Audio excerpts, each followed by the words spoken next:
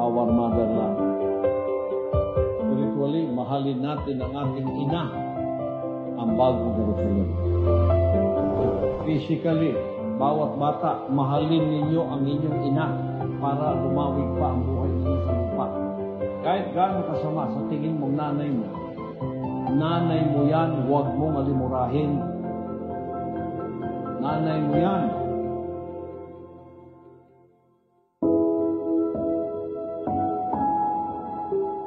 Nag-pause ako sandali kasi naiyak ako eh. Naalala ko yung nanay ko eh. You know how I was so close to my mother? My mother was a disciplinarian mother.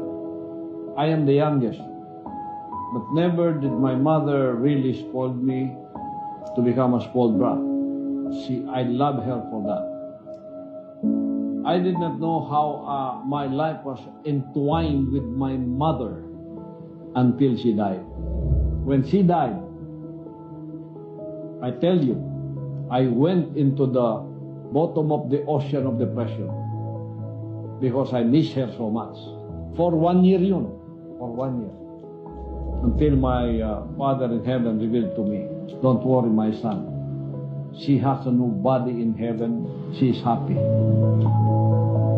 Kaya, bakit ako pinagpala ng Ama? Dahil nakita niya